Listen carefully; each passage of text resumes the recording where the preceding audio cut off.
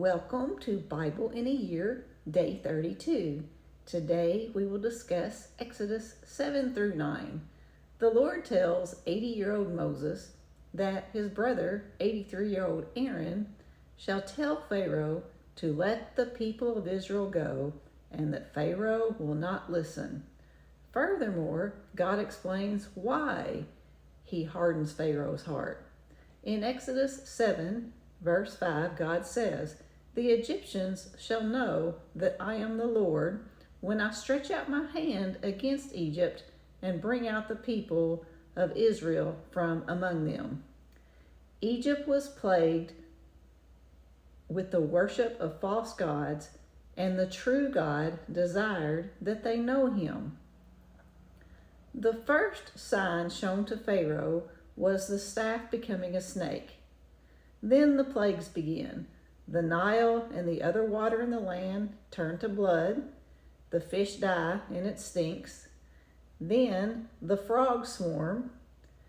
To this point, and to some degree, Pharaoh's magicians have been able to replicate these signs and plagues. But next comes the plague of the dust turning to gnats. At this, the magicians tell Pharaoh that this plague is the finger of God.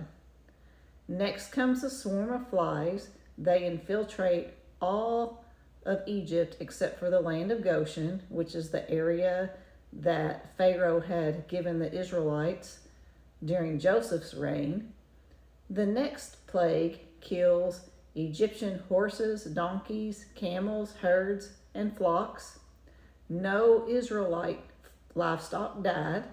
With each plague, Pharaoh acts as though if Moses will ask God to relent, then he would let the people go.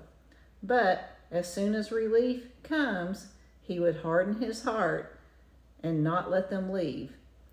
Even when all the Egyptians, including the magicians, are covered in boils, Pharaoh's heart remained hard. The seventh plague is different, as it threatens the lives of Pharaoh, his servants, and his people.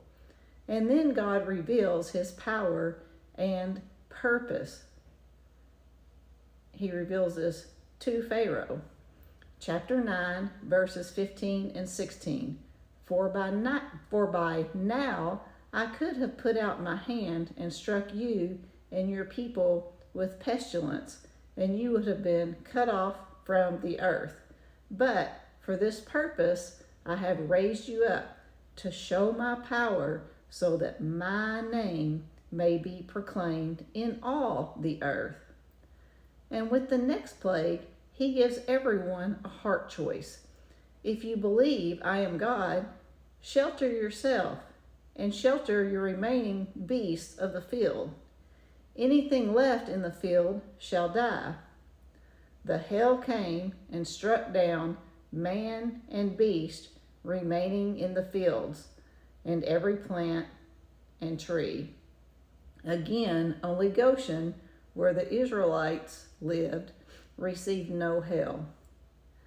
Pharaoh repents in the midst of the crisis, but once the hail ceased, he sinned yet again and hardened his heart. How many of us are guilty of pressing in to God in the midst of a crisis and then losing our focus on serving him when life is good? This seems to be Pharaoh's mode of operation. That's it for today. Join tomorrow as we read Exodus chapters 10, 11, and 12. Have a blessed day.